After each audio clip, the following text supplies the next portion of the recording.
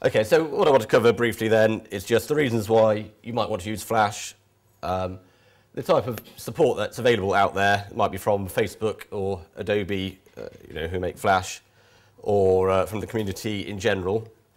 A little bit about what you can and can't do when you're using Flash inside Facebook, and then in general, sort of how to approach it and work around some of these things. Okay, so why might you want to use Flash? First of all, same reasons as anywhere else on the web. Certainly if you're doing a game that has a lot of interactivity, then obviously Flash can be the way to go, and games in particular. On Facebook, though, JavaScript is perhaps less of an option, even for fairly simple animation, in that it has a sort of sandbox version of JavaScript that, well, first of all, has a different syntax. It's just a lot less predictable than JavaScript in general. So for Flash, well, inside Facebook, then, if you look on the wiki, it tells you which versions of Flash are supported, and there's some, reasonably recent ones work. I think the point is, though, Facebook will tell users to upgrade automatically. It then means that you've got a fairly recent version to work with, so it's going to be fairly consistent across browsers. In practice, though, because, as I say at the bottom, some of the things you want to do in Facebook aren't really available inside Flash. You don't sort of have a whole Facebook world that can work entirely in Flash. You end up using, a mixture of HTML, Facebook JavaScript, and Flash. So one application we built for Aero here, the idea is, you choose a photograph from your album. You want to stick a Aero thought bubble on it, where you might put a message to a friend, and then the thing is, then you want to move the bubble about. That this thought trail is movable. So when we get to that kind of area, you want to use Flash. Early on, though, picking the actual photo, we've just got that in HTML, a little bit of JavaScript. So you choose a photo, and then we pull that into Flash. So everything within the dotted line, that's all Flash, moving around the bubble and editing it. And then, in fact, once you've clicked go on that, we move back into HTML and JavaScript. Okay, so just talking about the support available then. In March 2009, on the Facebook blog, it announced a partnership with Adobe called the Developer Connection, and they came out with an official library. And then we've got a really nice website there. So I thought nothing could go wrong.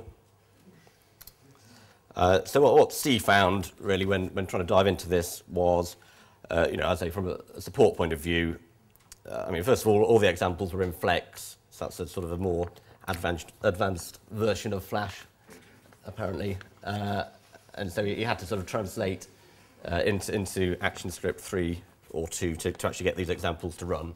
So before we could even really work out what this library could do, you had quite a bit of playing around. And so what he also found then, of course, was if he wanted to Google for the answer to some of his questions, of course, the Flash support was basically drowned out by everything going on with PHP in Facebook. And then on top of that, he believes there's a conspiracy amongst Flash developers who are programming for Facebook, in that once they've actually gone through all this and worked out how it works, they're keeping quiet about it, commanding high fees from people like Michael, I guess, to build Facebook Flash games. So I don't know if helping me with this presentation mean he's alive by the end of this evening. I don't know. Okay, so what I sort of thought was, okay, at the time you've got a Flash library, you're a Flash programmer, make it do news feeds inside Flash and everything else. And the thing is, he sort of came back and said, well, you can't do that. It turns out, certainly, most of the library within Flash deals with the sort of direct data calls, so the SQL queries, things that don't involve a user interface. So if you want to do, let's say, stream publish, you can do that on the server side, but you need permissions before that, which you need to pop up a box. So I'll talk a bit about how to do that. I mean, in particular, you'll find that your Flash is embedded in a page with allow script access off, so you can't directly activate the JavaScript. Another quick point there is that if you're dealing with a page tab, you need to, they won't auto-load Flash components, so you do, and you've probably seen this, you need an image that sits in front of the Flash. When the user's ready, they can click on it, and then that can actually activate the Flash component. Okay, so this is how you embed Flash in your app. So this is FBML. So remember, this is what we send to Facebook server and say, well, build it into your page, which is of course hosted on Facebook.com. So I mean, the main point to note there is just that it's obviously got to be a direct URL to your SWF file. And the image source there then is the sort of click-to-play placeholder. So I'd say that's translated into an object or embed tag or however you embed Flash in web pages these days. And it has this allow script access off.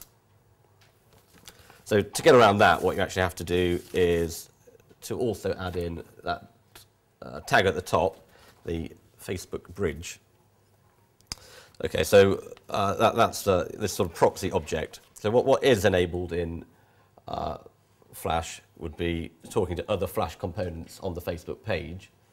And essentially that tag then translates into Facebook's own proxy Flash object, which does have script access to the page.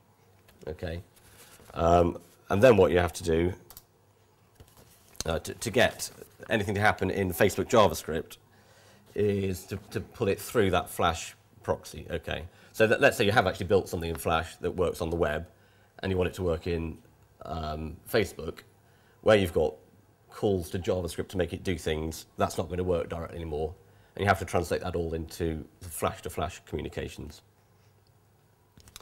Okay, so what you find is, let's say you do want to do a newsfeed, you can just call a JavaScript function that you've got in FBJS sitting on your page that will pop that up. And then you can then feed data back through as well. Okay, so some issues we came across were with authentication. So we thought it'd be really clever to sort of start the app with some Flash, and then it says, okay, to get more involved, to find out what your friends are doing, click Get Started, at which point we'd pop up that JavaScript allow button, and then start to show friends information. And we just ran into quite a few problems doing that because of the way these sort of FB-SIG parameters are passed about. I mean, I can talk a bit more if anyone wants to know, but I think the message at the end of the day is to try and, if you can, get the whole app wrapped up in the allow access box. So before they come close, or certainly before the user comes to the Flash component, make sure you've allowed before that happens. Just because you end up having to do things two different ways depending on whether they've allowed halfway through the app or allowed at the start. Okay, so I think I was a slide ahead, but just quickly then, talking to your server as well. That's something you can do directly if you want to communicate from Flash to your server, but you will obviously need the cross-domain to be sitting on your server. It gets a bit more complicated as well if you do want to authenticate the request and make sure it came from a Facebook page. And again, I can talk in more detail if someone wants to know.